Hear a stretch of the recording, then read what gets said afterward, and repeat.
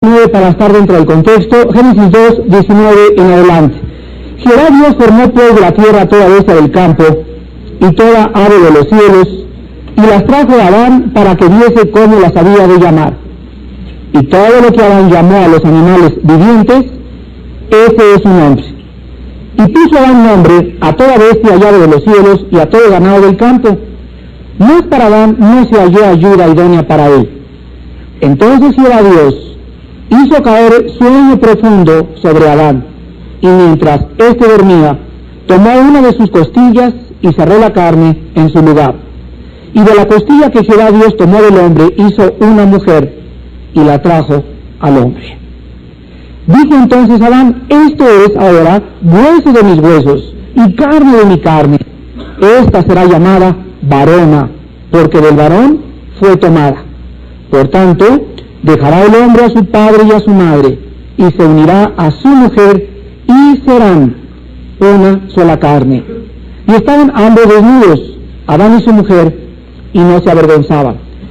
Quiero volver a recordar, para entrelazar el estudio de hoy con el estudio de hace 8 días, que antes de que Dios le trajera y formara a la mujer, vemos la promesa de Dios, inmediatamente un paréntesis entre la creación del hombre y la creación de la mujer. Y en ese paréntesis, en medio de la mujer y del hombre, se encuentran los animales. Vemos cómo y de qué manera Dios le dice a Adán que él sea el que le ponga nombre a los animales. Y vemos en Génesis capítulo 6, versículo 18 al 20, que Dios hizo lo mismo con Noé. O sea que para Adán era muy difícil decirle al león: ven, y al tigre: ven, toma, y ven para acá, cangurito. Vemos que Dios, el Dios que hizo los animales, fue el que le trajo literalmente los animales a Adán, y lo mismo hizo con Noé. Dice en Génesis 6, del 18 al 20, que le dice Dios a Noé: estableceré mi pacto contigo, entrarás en el arca tú, tus hijos, tu mujer y las mujeres de tus hijos contigo, y de todo lo que vive, de toda carne, 2 de cada especie, meterás en el arca, para que tengan vida contigo, macho y hembra serán. De las aves según su especie, y de las bestias según su especie, de todo reptil de la tierra según su especie, 2 de cada especie entrarán contigo, para que tengan vida. Y toma contigo de todo alimento que se come, y almacénalo, y servirá de sustento para ti y para ellos. Y lo hizo así Noé, hizo conforme a todo lo que Dios le mandó. El Antiguo Testamento nos muestra de qué manera Dios tiene el poder para poder reunir a los animales, presentárselos y formárselos enfrente a Adán, y de la misma forma Noé no hubiera podido tener el poder de meter los animales a el arca si Dios no tuviera el poder sobre los animales. Quiero que vean en Lucas capítulo 5 que el mismo poder fue desplegado por el Señor Jesús.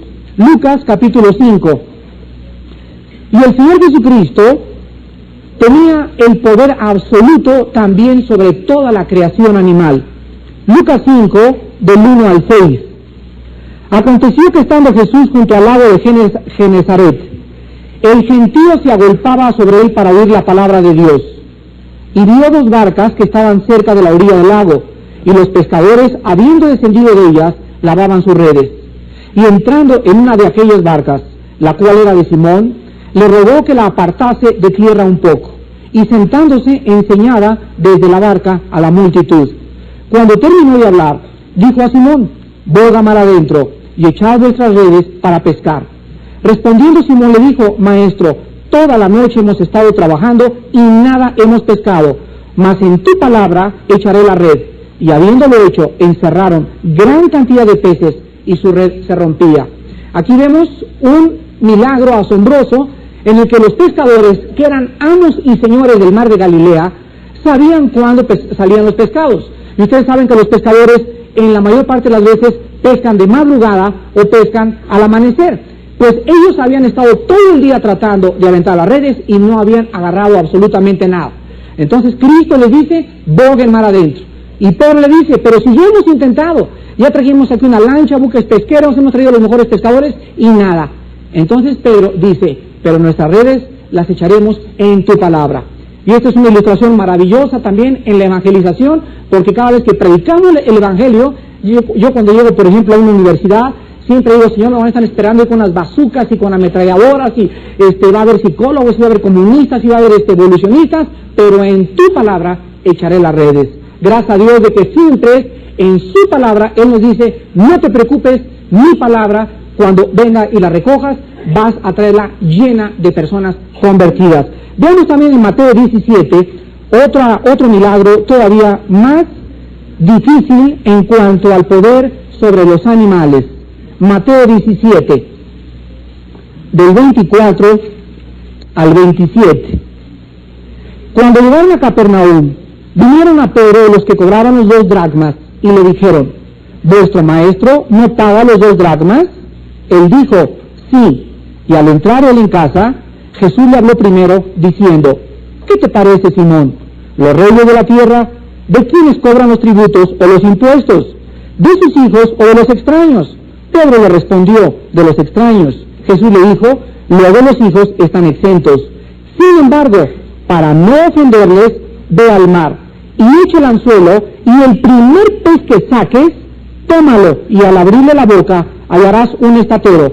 Tómaselo y dáselo por mí y por mí. El estatero era la moneda correspondiente a 4 dracmas. Vemos aquí que Cristo sabía y conocía que un pescado tal entre los cientos que había, tenía en su estómago un dracma, que quién sabe cuándo alguien se le había caído al estar pescando, o alguno de los pescadores. Pero cuando Pedro se acerca al mar de Galilea, el pescado viene por las órdenes directas de Jesucristo, y este es el pescado exactamente que Pedro saca, y cuando le abre la boca, ahí tiene la moneda, tal como Jesús lo había dicho de antemano. Regresamos al Génesis, y vemos pues que el control de Dios sobre los animales no es absolutamente ningún problema para Él. Él tiene un control absoluto sobre toda la creación que Él mismo desarrolló. Pues ya tiene Adán aquí al león, ya tiene a la leona, a la tigresa, a chita, a la jirafa, a la rinoceronta, etcétera, etcétera. Y después de que les da nombre dio Adán a todos los animales, se da cuenta que con ninguna jirafa, ni con ninguna leona, ni con ninguna gata, ni con ninguna tigresa, ni con ninguna nada, podía congeniar realmente. Acaba Adán después de ver todos los animales y dice, no, a Chita no le gustó. Dice el versículo 20, en última parte, mas para Adán no se halló ayuda idónea para él. ¿Se dan cuenta ustedes por qué Dios hizo este paréntesis entre la mujer y los animales? Porque la pareja del hombre no podría venir de los animales, dado que los animales no habían sido creados a la imagen y semejanza de Dios. Y en el capítulo 1 recuerdan ustedes en el versículo 26 y 27, que es todo el bosquejo de la creación, que dice el Espíritu, y Dios los creó varón y hembra a su imagen y semejanza. Pero el hombre tenía que descubrir que no era ningún animal semejante a él, ni que tampoco él descendía de ningún animal. Entonces vemos que era algo que tenía que ser especialmente hecho fuera de la creación animal. Y Adán tenía que aprender 3 cosas de su futura mujer. Y quiero que tomen nota los que se van a casar y los que ya están casados. 3 cosas muy importantes que aprendemos de este pasaje. Número 1, Adán tenía que aprender que su futura mujer no sería una bestia de carga. Vámonos. Número 1, que su futura mujer no sería una bestia de carga, como lo son los animales. Ay de aquellos esposos que han convertido a su esposa en una mula, en un burro, en un caballo, donde solamente le exigen, y le exigen, y le exigen, y le exigen, y carga, y lava, y plancha, y dame de comer, y esto y el otro, y jamás tienen ni siquiera una atención para con ella. Y déjame decirte que cuando tú te casas, no te casas con una burra ni con una mula, te casas con alguien que forma parte de tu carne, de tus huesos, y que es coheredera contigo de la misma salvación. Número 2, Adán tenía que aprender también que su futura mujer no sería un laboratorio biológico para producir niños nada más. Porque esto es para lo que los animales usan el sexo. Los animales usan el sexo, la perra tiene un tiempo exactamente que es la brama, los perros lo saben, la corretean, etcétera, etcétera, y es nada más para lo que usan el sexo. Pues Dios no diseñó el sexo para los seres humanos de la misma forma como lo usan los animales. Por ejemplo, si ustedes leen 1 Tesalonicenses capítulo 4, Dios dice, esta es la voluntad para vuestras vidas, la santidad. Que tengáis a vuestras esposas en santidad y en honor y no en pasión de concupiscencia. Ahí se refiere, no uses el sexo con tu esposa como lo usan los animales. Entonces el sexo en los seres humanos tiene que ser diferente al sexo en los animales. Y la diferencia estriba en que cuando un hombre asedia a una mujer y la asedia únicamente para usarla y convertirla en un objeto, entonces el hombre solamente busca su propia satisfacción. Hay muchos esposos que no han comprendido, y ojalá que tengan todos ya el cassette que se llama El sexo en el matrimonio, que hay una conferencia en Pemex, donde explicaba yo que una mujer necesita estar preparada psicológicamente para tener relaciones sexuales. Una mujer necesita ser acariciada antes, necesita ser mimada antes, se le necesita hablar cosas dulces al oído, y su psique tiene que estar lista para poder recibirte. Si una mujer no está preparada, tú la has convertido en un objeto.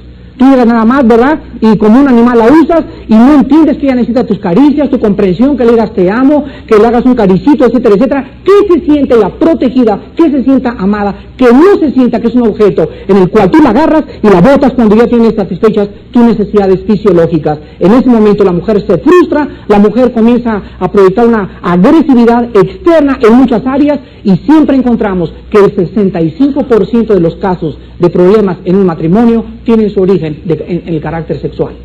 Es increíble, no se imaginan ustedes la gran cantidad de parejas que nos hablan a nuestra casa, a los pastores, a la casa de ustedes, y siempre hay problema después de platicar y que ellos confían en nosotros, encontramos problemas sexuales en el matrimonio.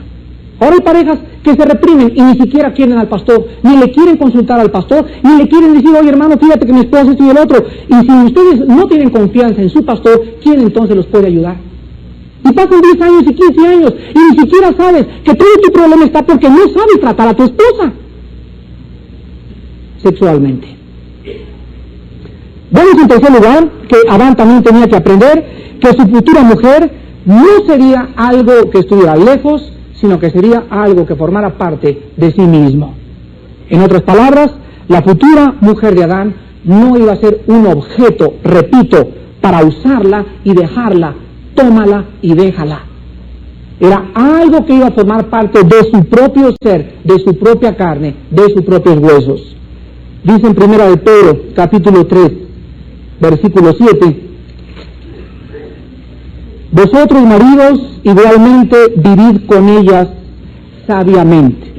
Primera pregunta, ¿cómo debemos los casados vivir con nuestras esposas? Fíjense lo que dice, ¿cómo debemos vivir? Es muy fácil tener a mi esposa y ya pasan 4 o 5 años y yo trabajo, me levanto a las 8, llego a las 10, a las 8 a las 10 y toda la semana la misma rutina. Llego a ver a Magnum a las 10 de la noche, apago la televisión, dice que tiene problemas, pero llega un momento que ya no me interesa, se vuelve una costumbre, no hay comunicación con ella, no hay plática con ella, menos irnos de luna de miel 2 veces al año. Y acuérdense los casados, que todo matrimonio necesita mínimo irse 2 veces al año. Y no me digas que no tienes dinero. Vete a un hotel de tercera, allá a la Jusco, a Chalco, a la laguna de Zempoala, en un petate los dos acuestan, se levantan a pescar en la mañana, pero tú tienes que tener algún tiempo a solas con ella. Y no con las palomas y los changos y el gato y el perro y los niños brincándole todos los días encima. Si ustedes no quitan todo lo que tienen y buscan hermanos que les cuiden a sus niños por 2 o 3 días, 2 veces al año, tú te vas a divorciar. No vas a soportarlo. La comunicación es importantísima en el matrimonio. Todo esto lo vamos a ver este fin de semana en el seminario para matrimonios. Pero dice la Biblia, vivan en sabiduría con ellas. Ahora, ¿saben ustedes qué significa vivir sabiamente? ¿Creen ustedes que vivir sabiamente con mi esposa es llegar así a las 9 de la noche y ver a Magnum y no tener con ella pláticas, ni acariciarla, ni traer de vez en cuando rosas? Estamos equivocados. En primer lugar, ¿qué significa vivir sabiamente con ellas? Significa alimentarlas con la palabra de Dios. ¿Qué es la sabiduría? El temor de Jehová. Entonces, cuando nosotros decimos, yo estoy viviendo, Padre, delante de ti en sabiduría con mi esposa, es porque yo estoy infundiéndole a mi esposa el temor de Jehová. Estoy orando con ella, estoy teniendo devocionales con ella, estamos pidiéndole juntos a los niños, nos agarramos en la mano en la mesa, nos agarramos de la mano en el desayuno, nos agarramos enfrente de la mano de nuestros hijos ven cómo se aman nuestros padres, si realmente ese es Cristo y lo que pueden hacer en medio de todos mis papás, de mis amigos que están divorciando. Yo no quiero llegar así, yo quiero ser como mis papás. Y los muchachos crecen siempre sabiendo que sus padres se amaban. No me extraña que muchos de sus hijos sean como sean, o como son actualmente, por la hipocresía que muchos de ustedes tienen enfrente de ellos. Entonces, en primer lugar, tenemos que hablar y vivir en sabiduría con ellas. Y dice la Biblia que en segundo lugar debemos darles honor. ¿Saben ustedes lo que significa darles honor? Ahora que llegamos acá de San Lucas en Semana Santa, bueno, yo no sé, estos hermanitos de allá, ¿verdad? Bueno, hay de todo en la viña del Señor, ¿no? Pero la gente, no sé si es la gente de Baja California, del norte, pero de veras, qué falta de caballerosidad con las mujeres. Yo vi a una hermana y la abrí la porzuela y se me quedaron mirando así.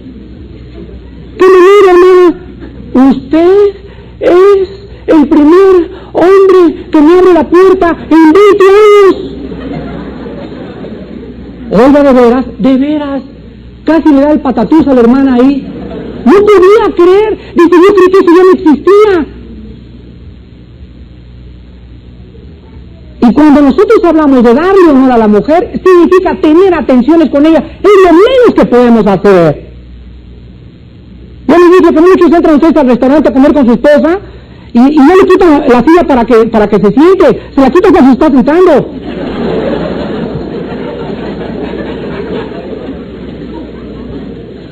No, de veras, qué increíble.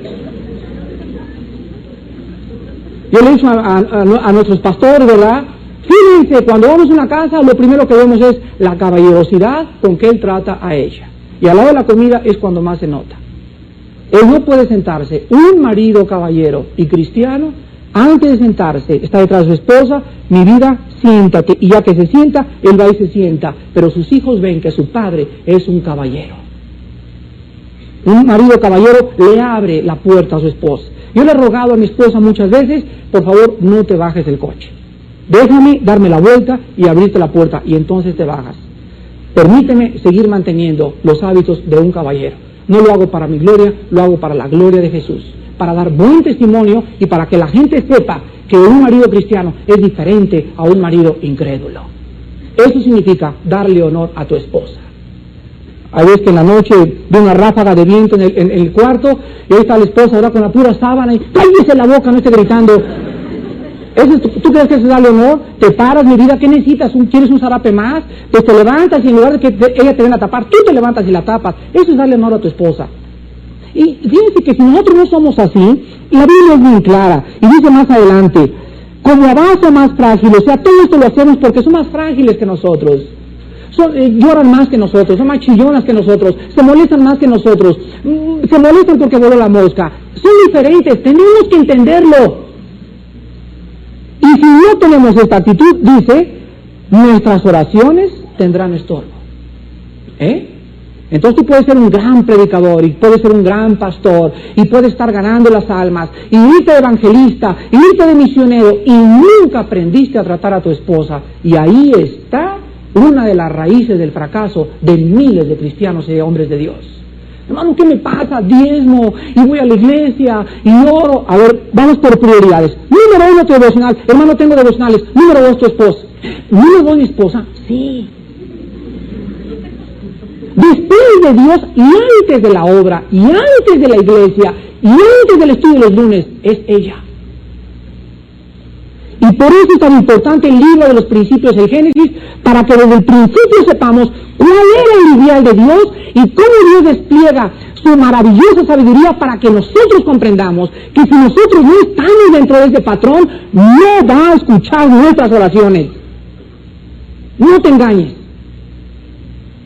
Regresamos al Génesis y dice el versículo 21 al 22. Entonces Jehová Dios hizo caer sueño profundo sobre Adán. ¿Quién se puede imaginar en qué soñó Abraham? Digo Adán. La primera operación de obstetricia y la primera operación quirúrgica sin cloroformo de la historia del hombre.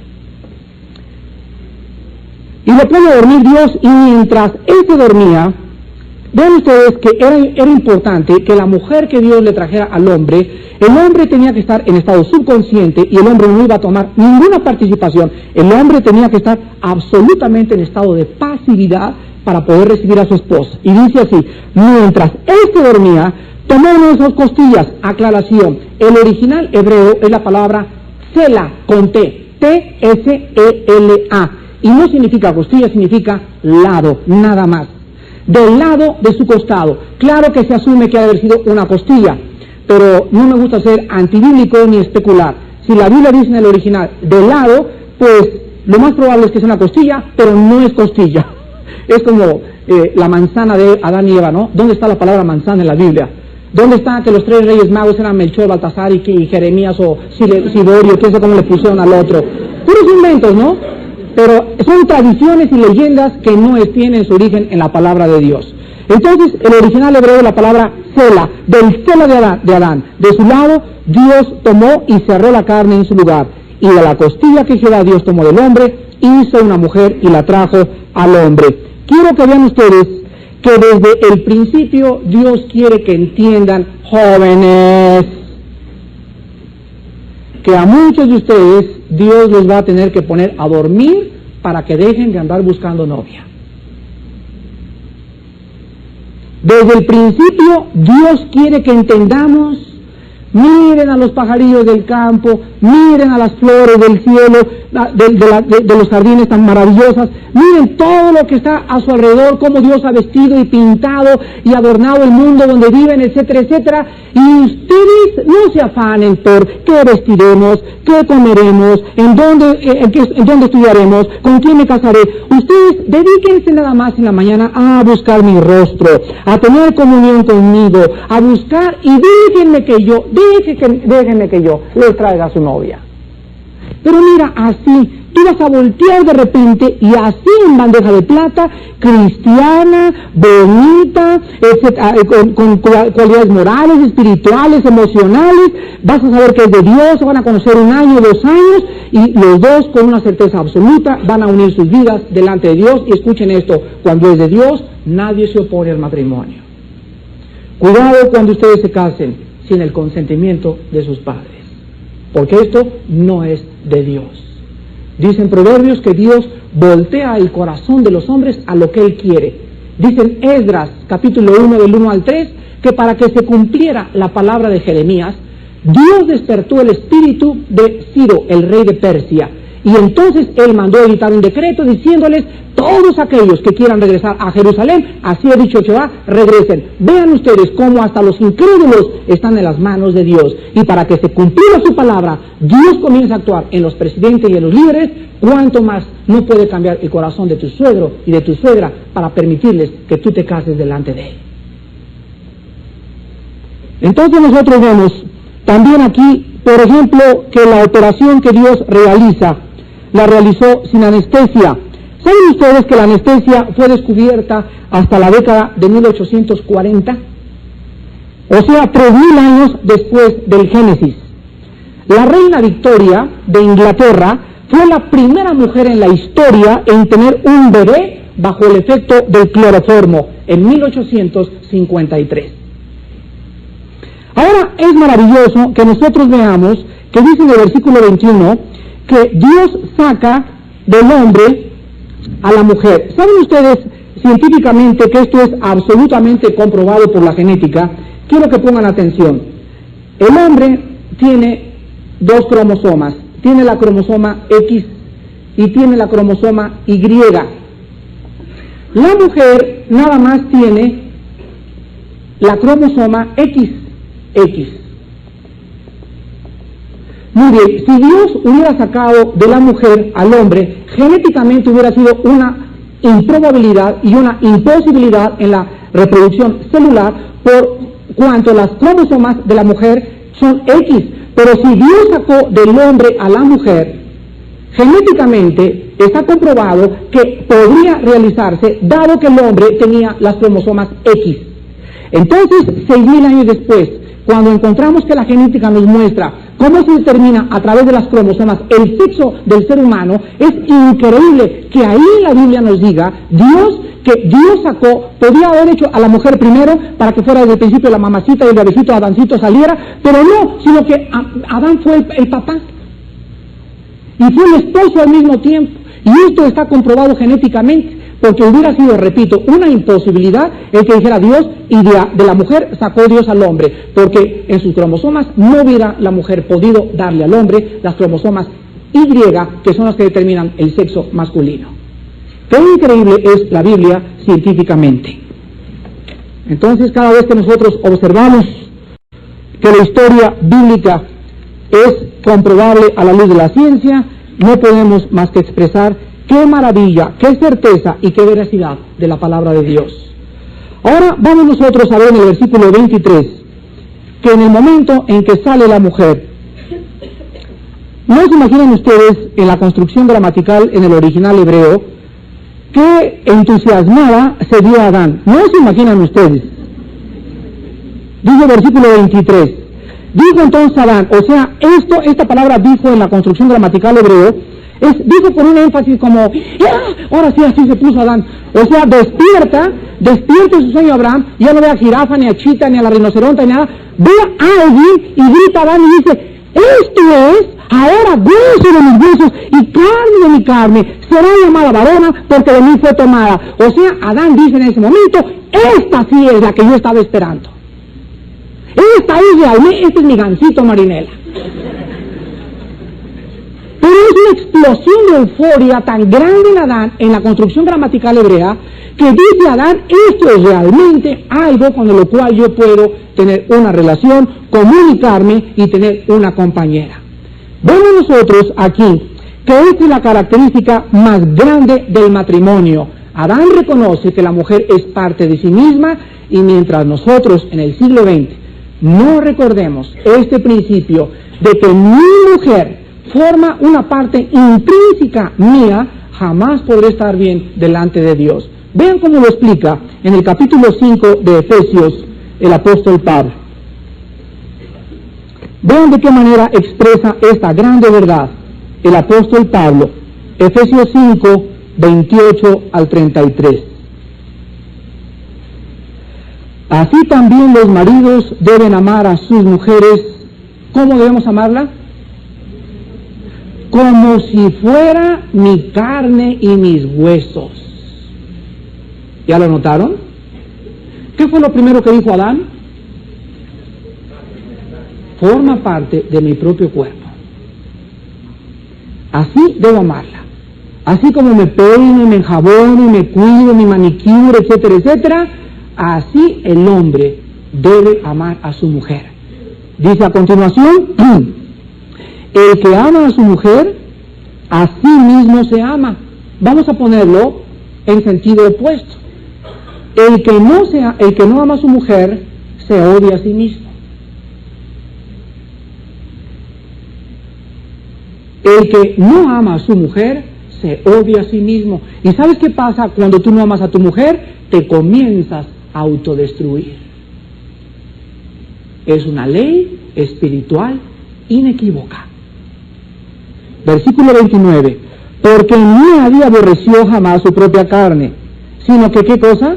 La sustenta y la cuida, como también Cristo a la iglesia. O sea, nadie que haya frío no se pone un suéter, nadie que no tenga hambre se da de comer, sino que estás siempre sustentando tu cuerpo y estás cuidando tu cuerpo, pues tú tienes que tener el mismo sustento que tienes a tu cuerpo y el mismo cuidado que le tienes a tu cuerpo, lo tienes que dar a tu mujer.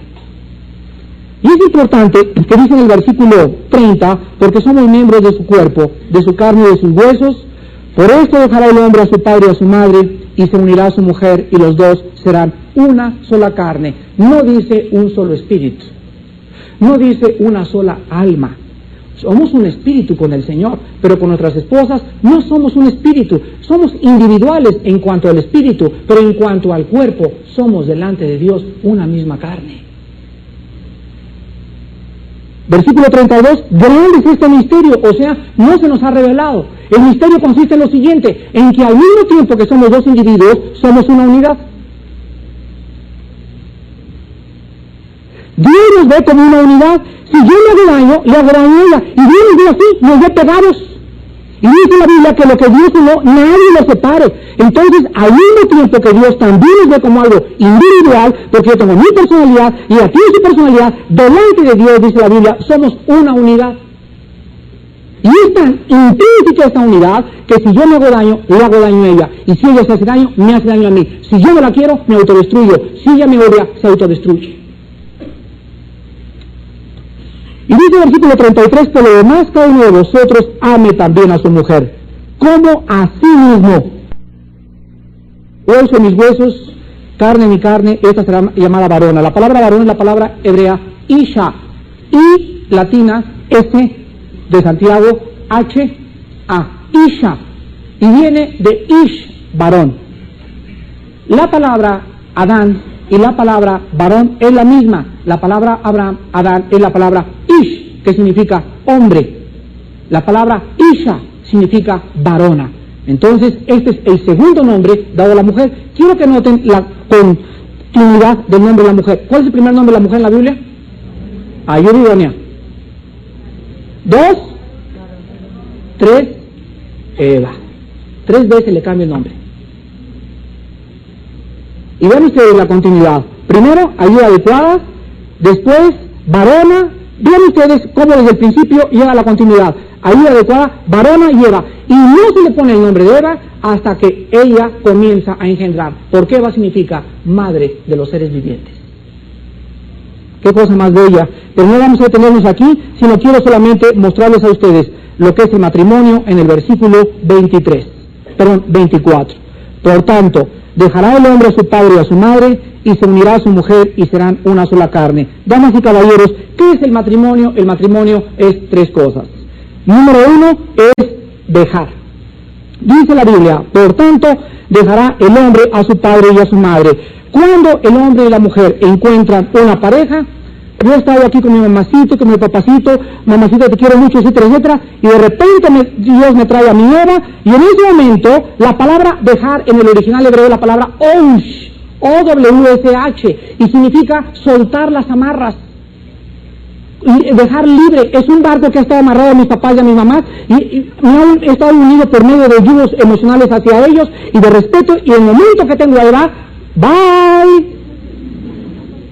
Se rompen las amarras, dice en el original hebreo, y entonces me voy, y ahora los sigo amando, papito, mamita, eres un lindos, los dos siempre los honraré, siempre los respetaré, pero ahora rompo mi vínculo más estrecho con ustedes, y quiero que sepan que por favor no se metan en mi matrimonio.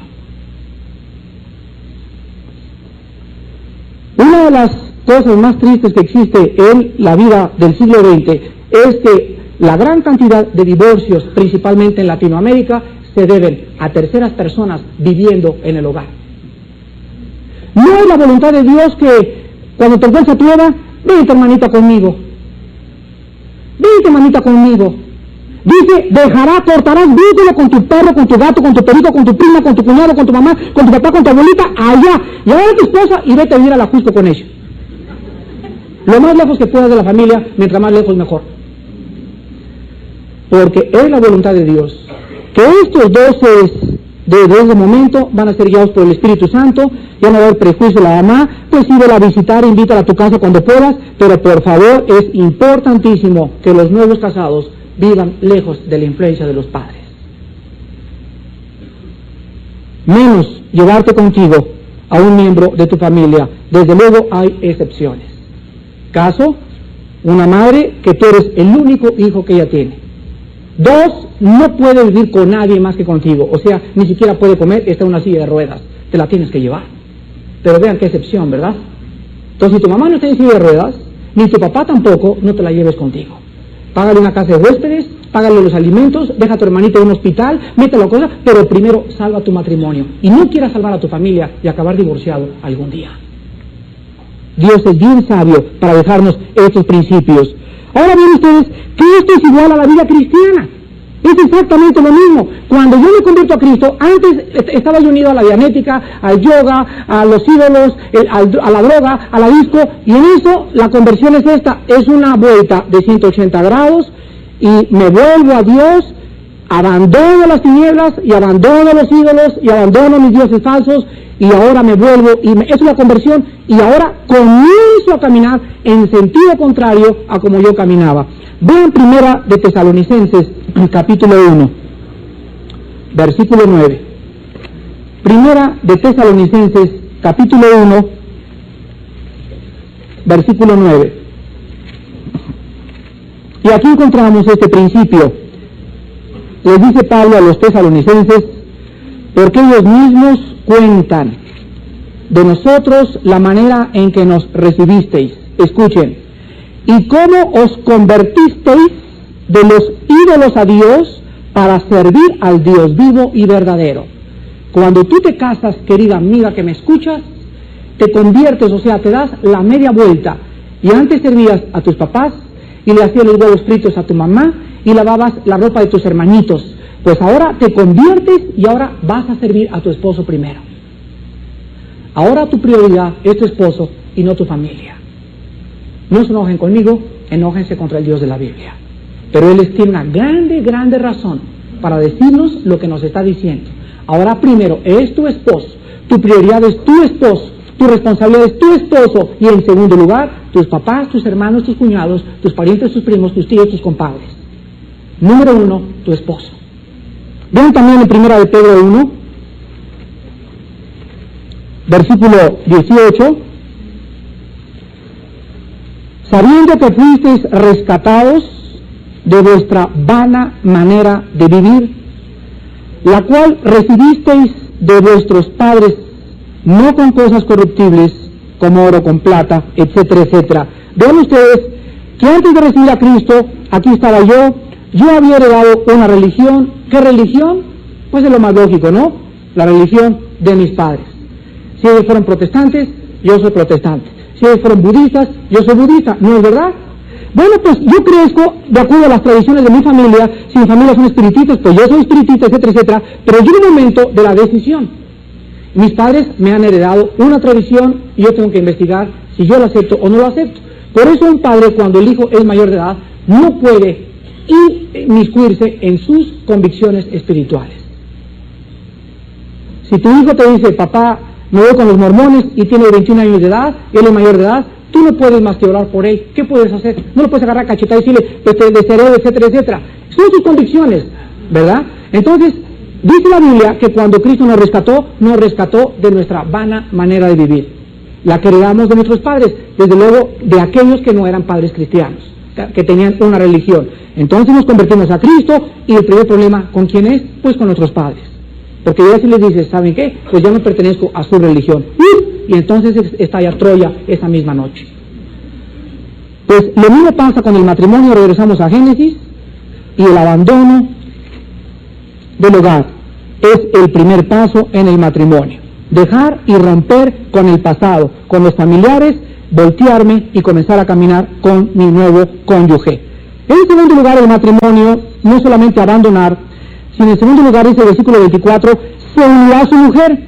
La palabra unirse, en el hebreo la palabra dabak, con D de Daniel, A de Armando, B de burro, A de Armando, y Q de qué o de quién, dabak, y significa pegar o unir permanentemente con goma.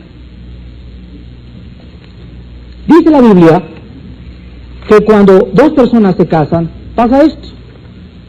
Este es él, este es ella. Entonces, se pone goma aquí a la vida de él, ella acepta ponerse goma a la vida de él, y los dos aceptan ser unidos. Entonces, delante de Dios, nos ve como una unidad. Cuando alguien quiere divorciarse, pasa esto. ¿Qué pasa si estas dos hojas pegadas las comienzo o las trato de separar? ¿Qué va a pasar?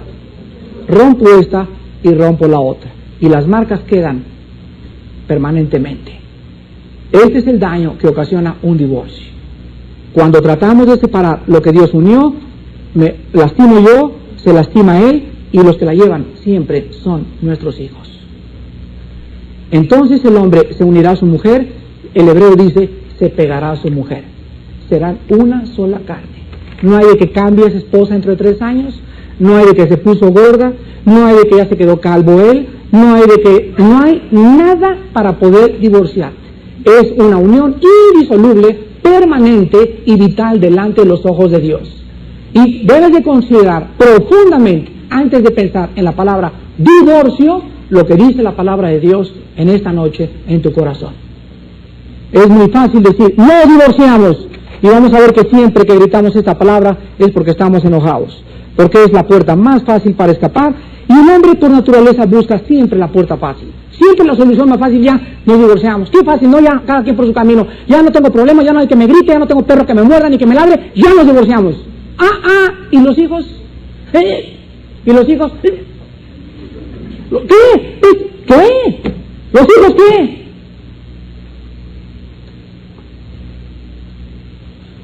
Vemos que la vida cristiana es lo mismo. Al convertirnos, ¿qué pasa al convertirnos?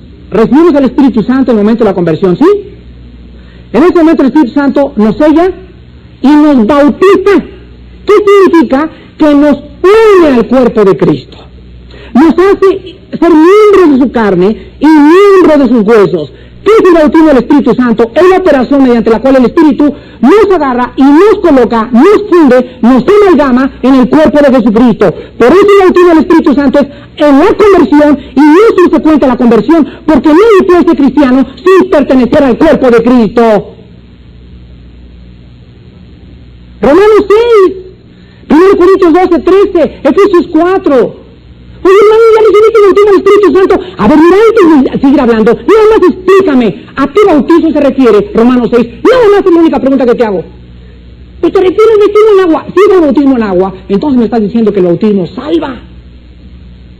Romanos 6 nos dice, ¿qué no saben? Que todos los que habéis sido bautizados en Cristo, ¿a qué bautizo se refiere? Al bautismo en el Espíritu de Dios. Y ahí nos dice que en el momento que le recibimos, somos colocados, fundidos y amalgamados, y en este momento somos bautizados con el Espíritu Santo, y en un solo cuerpo todos somos hechos parte de Jesucristo, y esto es lo que es realmente el bautismo del Espíritu Santo. Hasta ahorita no he conocido un solo hermano en ninguna parte del mundo que me explique el bautismo del Espíritu Santo, si no es a través de Romanos 6. ¿Qué es el bautismo del Espíritu Santo? Es hablas en lenguas. Cállate, hereje.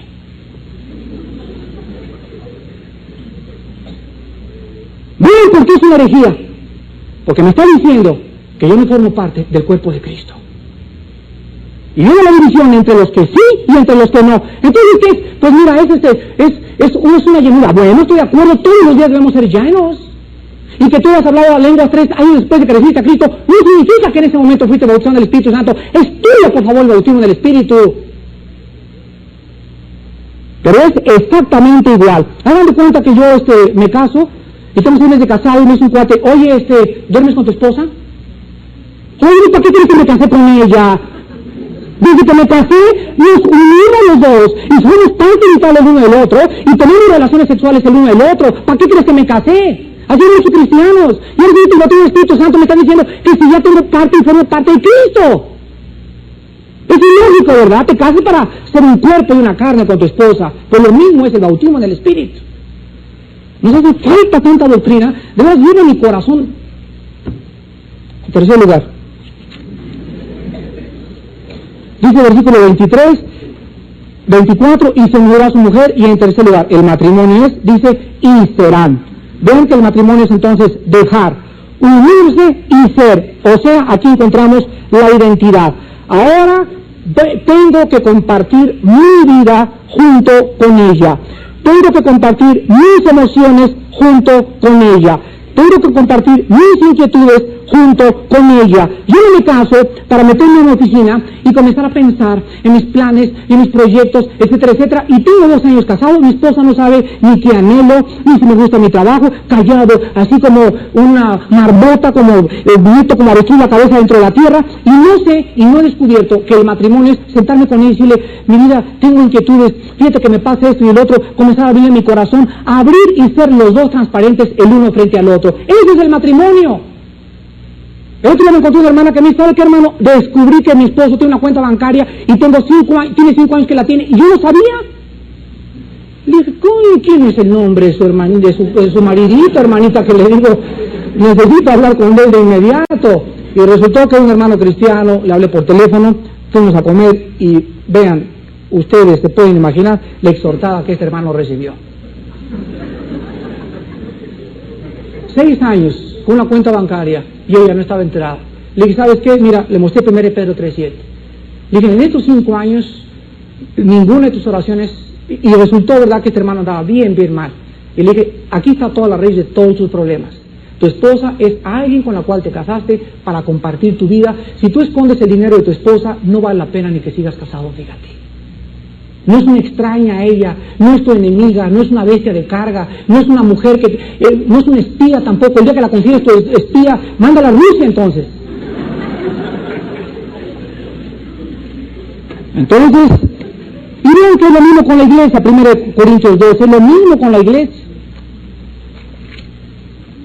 Dice en 1 Corintios 12 que lo mismo pasa. Versículo 18, mas ahora Dios ha colocado los miembros, cada uno de ellos, en el cuerpo como Él quiso. Porque si todos fueran un solo miembro, ¿dónde estaría el cuerpo? Pero ahora son muchos los miembros, pero el cuerpo es uno solo. Ni el ojo puede decir a la mano, no te necesito, ni tampoco la cabeza a los pies, no tengo necesidad de vosotros. Antes bien, los miembros del cuerpo que parecen más débiles son los más necesarios. O sea, cuando tienes una esposa que es bien quisquillosa y enfermiza, etcétera, es cuando más necesidad tiene de ti. Cuando tu esposa le duele algo, y me duele la muela, a mí que me importa. Oye, de veras, no vengas el domingo a la iglesia, de veras, Mijito, fíjate que te dan retortijones, por mí te podría yo desde ahorita.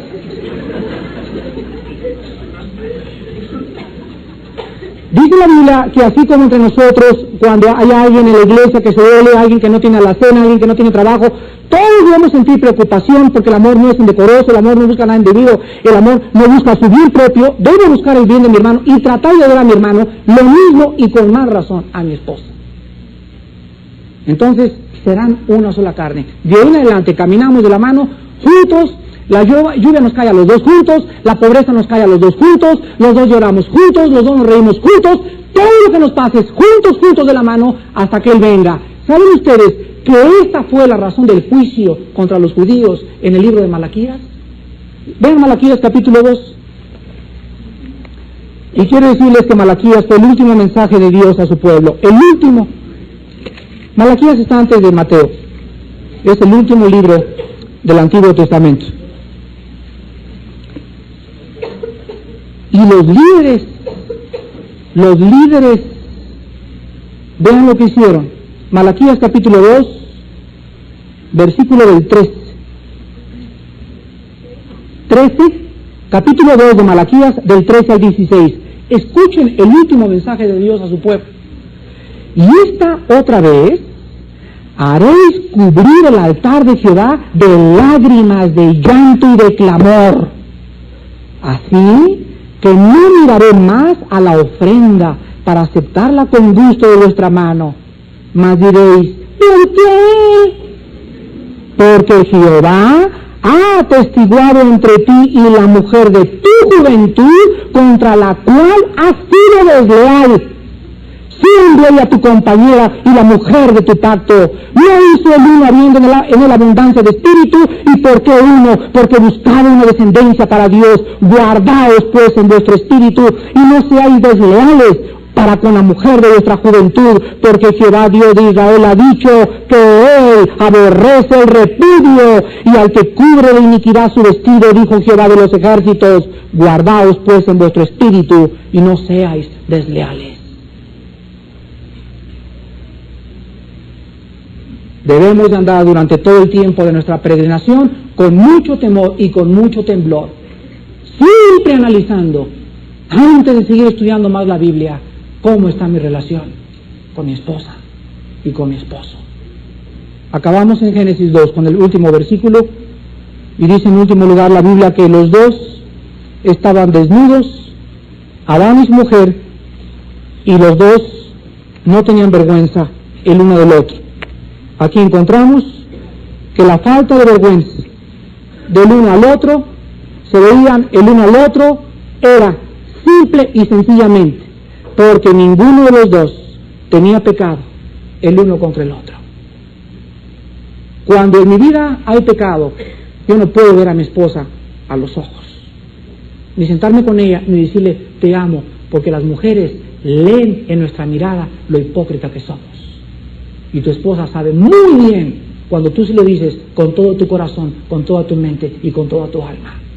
Pero si mi vida es limpia delante de Dios, y le he dicho, oh Padre, estoy perdiendo el amor de mi esposa, por favor renuévalo, Padre. Es una mentira el que me quiere ir con otra muchacha más joven o con otra muchacha que no es a mi esposa, es una mentira. Algún día me tienes que juzgar. Oh Dios, ella es mi esposa hasta que tú mueras, Padre. Ayúdame, rechazo y reprendo en el nombre de Cristo cualquier demonio que me esté metiendo imágenes de otras mujeres. Los reprendo en el nombre de Jesús. Dios entonces, por ser sincero e íntegro delante de ti, va a llenar tu corazón con el amor, y cuando tú veas a tu esposa vas a sentir algo sobrenatural y vas a descubrir que para Él no hay nada imposible. Y Él puede. Si en esta noche tú estás perdiendo el amor hacia ella o estás perdiendo el amor hacia Él, en esta noche Jesús puede sanar las heridas emocionales producidas por tus pecados. Ven en esta noche a la cruz, arrepiéntete de tus pecados y descubre el propósito por el cual Dios nos unió delante de Él como marido y mujer. Oremos.